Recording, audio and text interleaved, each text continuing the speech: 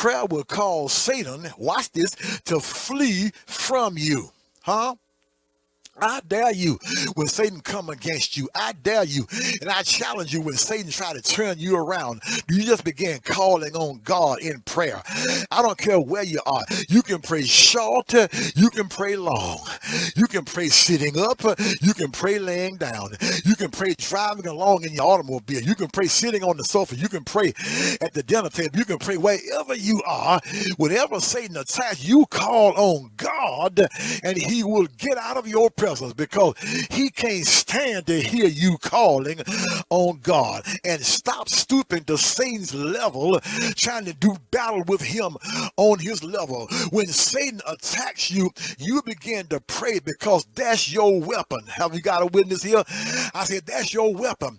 And as a child of God, he has given you a special weapons permit. That's your weapon. That's your gun. That's your firepower to come against the Satan, or come against the imps of Satan, and to come against those satanic forces sent from hell. And I want you to know today that prayer still works. Huh? It still works. The same way you prayed your way through a hospital, it still works. The same way you prayed your way through joblessness, it still works. The same way you prayed your child through college, it still works. The same way you prayed yourself through unemployment, guess what? It still works.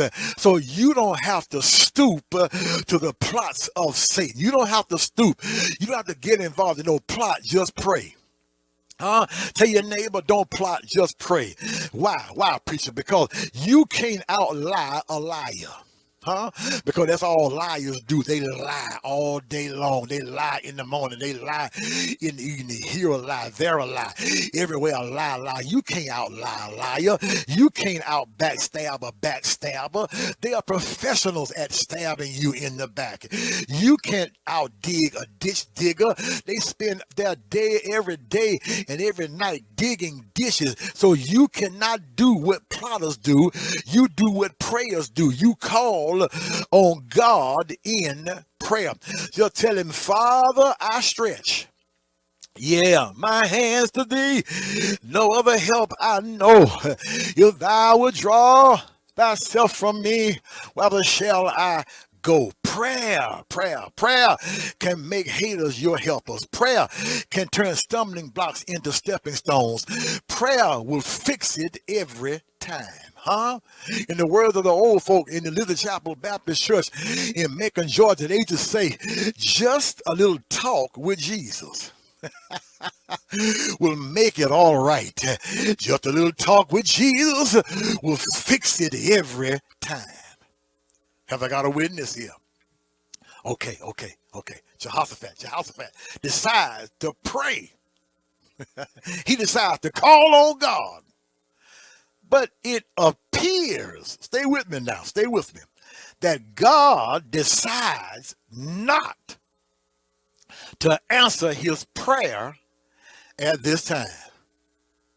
Now the prayer runs from verses 3 through 12. Verses 3 through 12 is the prayer. The prayer runs from verses 3 through 12. And in this prayer, we observe and notice that Jehoshaphat prays three different ways. He prays privately, he prays publicly, and he prays persuasively. He prays privately, he prays publicly, and he prays persuasively. Look at verse number 3. Look at verse number 3. He calls on God in prayer. It said that he calls a fast, but God didn't answer his prayer privately. So he goes public. He leaves the house where he's praying privately and goes to the house of God to pray with the people of God publicly in the new court. And sometimes, brothers and sisters, yes, there are times when we have to definitely enter into our prayer closet. and call on God in private. Huh? Because there are some situations, there are some circumstances that we're dealing with that we don't need anybody else to know about or to hear about. And so we had to spend time alone with God in prayer, knowing that whatever you ask God in private, he will reward you publicly. Huh? And sometimes you got to practice in private what you're going to perform in public. Oh, yeah, you got to practice in private. You got to call on God privately. But then sometimes you got to go to the house of God and get with the saints. Get with somebody who can intercede on your behalf. Get with somebody who's perhaps going through the same thing you're going through. Get with somebody who has come through and prayed through what you are in now to help you. So he prayed privately, he prayed publicly, but then he began to pray persuasively. Huh? He prayed persuasively. He began to brag on God. He began to talk about how good God is in verse number 6, I think it is. He prayed publicly in verse number 5. All right. He prays privately in verse number 3. Then he prays persuasively. He's trying to persuade God. He's trying to talk about how good God is. Huh? He's talking about how great God is, how mighty God is. And God is a God who loves being bragged on. He loves praise, okay? He loves praise. He loves for us to depend on him. He loves for us to brag on how he takes care of us. He loves that. And any father loves his children to be persuasive and brag on them. I never will forget. When our children were growing up, each one of them had their own little ways of getting to their mother and myself when they wanted us to do something. But what stands out in this particular instance is my daughter, Lanita and Alva. They know how to really get under my skin. They know how to and Aaron, the girls just know how to be persuasive in their asking. Lanita would come to me and say, Father. Whenever she called me Father, most of the time she would call me Dad or Daddy. But when she said Father, I knew then that she wanted something. But I also knew, and don't tell her that I said this, don't tell her, I also knew that she was going to get it. When she would come to me and say, Father, you're the best Father. Oh, Father, I love you. Father, Father, Father. And Alva would come to me and say, Dad, you know I'm your favorite. You know, we close. We got it going on. Huh? See, and Alva would tell me, Dad, you know, me and you got the same kind of hair. We're different from the rest of them. They would persuade me. Aaronella could persuade me by fixing. She knew how to fix my bologna sandwiches just right. Nobody else. She knew how much mayonnaise to put on the bread. She knew how much lettuce to put on. She knew just the amount of tomatoes. She knew how to sprinkle a little salt and pepper on. She knew how to prepare. She knew how many pieces of bologna to put on there. Perfect. They know how to persuade me by bragging. And this is what Jehoshaphat is trying to do. He's trying to persuade God to answer his prayer. So he prays to him publicly, he prays to him privately, and he prays persuasively. But nothing happened. Have you ever prayed and nothing happened? Have you ever called on God? Have you ever been persuasive to God? Have you ever been public with God, praying to God? Have you ever been privately praying to God and nothing happens? I came to let somebody know that you still got to keep on looking unto him. Huh? Because no matter what happens in your life, he's still able. You remember Shadrach, Meshach, and Abednego when they stood before the king, and the king said, listen, if you don't bow down and worship this golden image, I'm going to put you in this fiery furnace. But the three Hebrew boys said, listen, okay, you might throw us in and we might burn to a crisp, but we want you to know that we are not going to bow, not because we are afraid of the furnace, not because we think we're going to burn up, but we know that if we do burn up, we know that if we don't ever come out, we know that if we die in the furnace and God don't deliver us and God don't make a way, we still know that he's able. Have I got a witness here? We know that he's able. Yes, if I don't ever get healed, he's able. If I don't ever get out of trouble, he's able. If I don't ever make it on another job, he's still able. If I don't have any visible means of income, I've got to look unto God, knowing that God is still able. Yes, brothers and sisters, even in this pandemic society, even with disease and disease rampant in the land, you've got to know that, yes, it looks dark. Yes, it looks dim. Yes, it looks dreadful and gloomy, but God is still able to deliver us from these diseased times. Tell your neighbor he's able. Tell your neighbor he's able.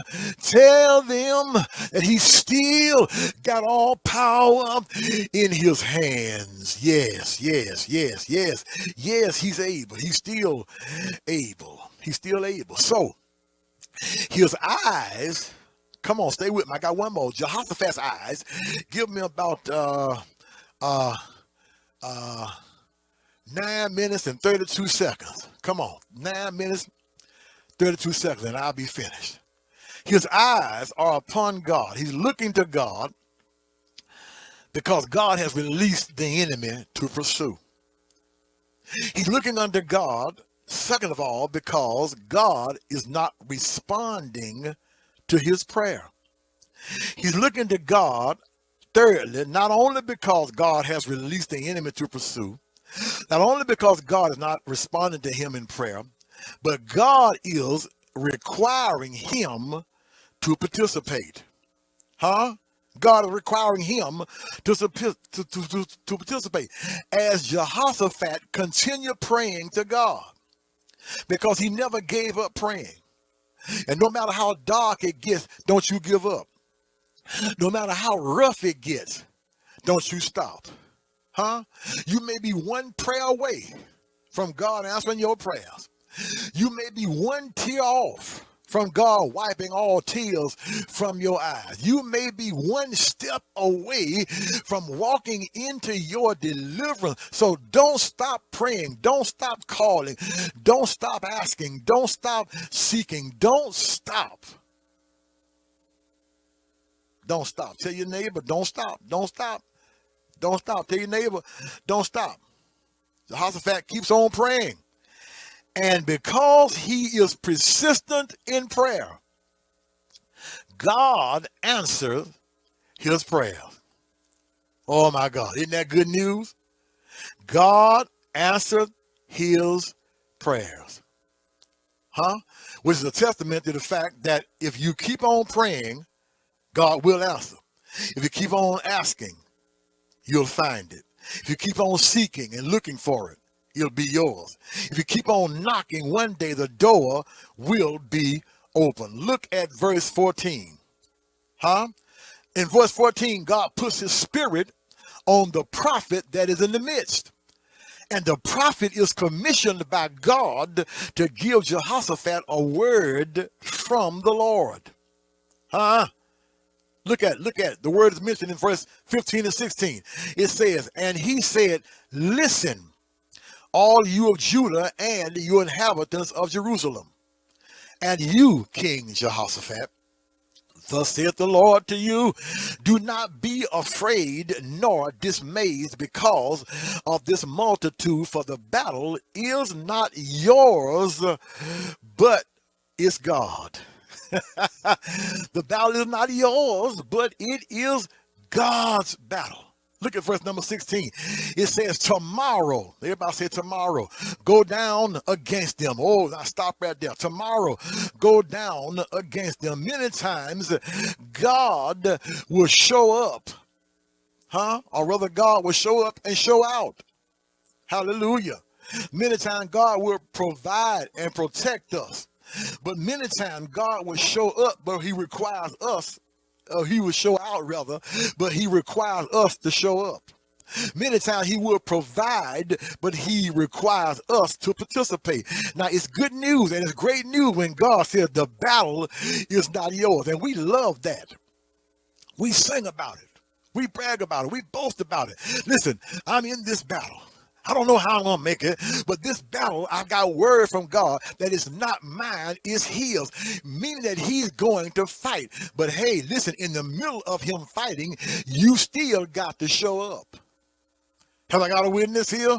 You still cannot stand idly by on the sideline with your arms folded and your legs crossed, depending on him to do everything. God will show up. If you show up, God will do everything that he promised to do. But you have to participate. Remember, Moses at the Red Sea, God said to him, hey, listen, I'm going to open the sea unto you. But you can't just stand there. You got to stretch out your rod and start walking. Have I got a witness here? I came to tell somebody that if you want to get across to the other side, well, you can't just stand there. Stretch out your rod in faith and get to moving. Have I got a witness here? If you want a degree, get moving and go to school. If you want to lose weight, get moving and begin to eat healthy. Have I got a witness here? If you want to go up, stop looking down. If you want to get through, stop looking down. If you want to live high, stop looking down, because God wants you to participate in your miracle. You remember Joshua and the walls of Jericho. God said to him, the walls are going to come down, but you've got to participate. The battle ain't yours. Getting the wall to come down is my responsibility, but you've got to do your part and participate by marching around the walls. And I came to tell somebody to get busy. Start marching around the walls of disappointment, marching around the walls of discouragement. You got to start marching around until you receive your healing, until you get your deliverance, until God encourages your heart. Start marching and participate in the walls coming down at the wedding in Cana. Y'all remember they needed some wine, and Jesus said, you'll get some wine, but you've got to participate by pouring some water into 6 water pots. Have I got a witness here? I said I came, to tell somebody to pour your cares upon him, for he cares for you. Pour out your anguish, pour out your anger, pour out your disappointment, pour out your disillusionment, pour it all out, and he will change things. Yes, he will. You got to participate. Yes, Lord. When Mary and Martha lost their brother Lazarus, and he had been dead in the grave, stinking for 4 days. Jesus said you got to participate. He's gonna get up. You'll see him again.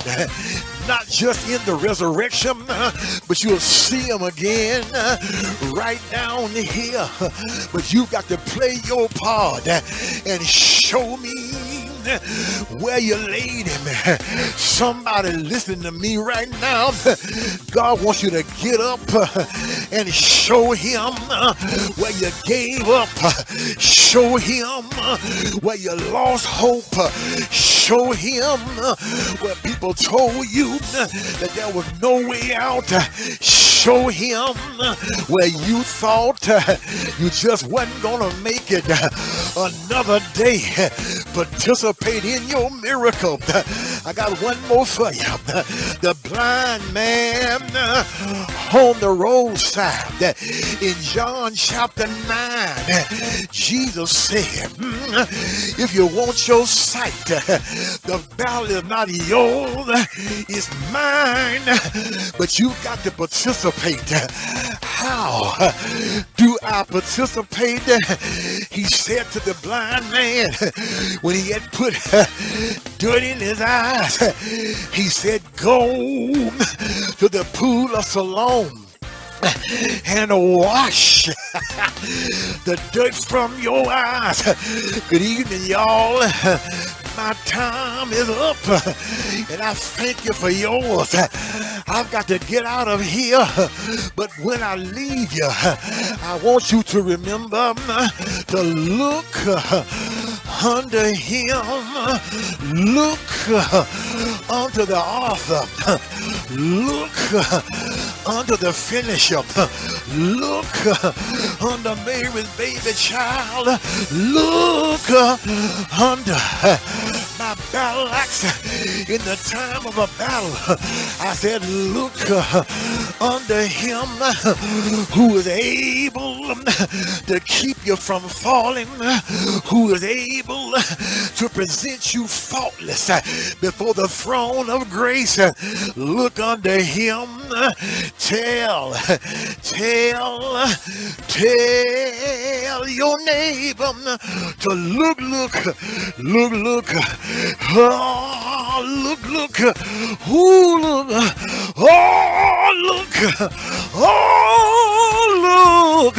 look under him. He's able to bring you through. Y'all excuse me here. I didn't mean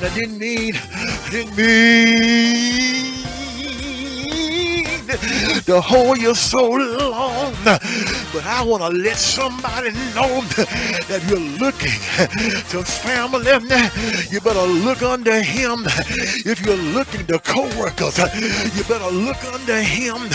If you're looking under your job, you better look under him, because he's not only your resource, but he is the source of all your strength.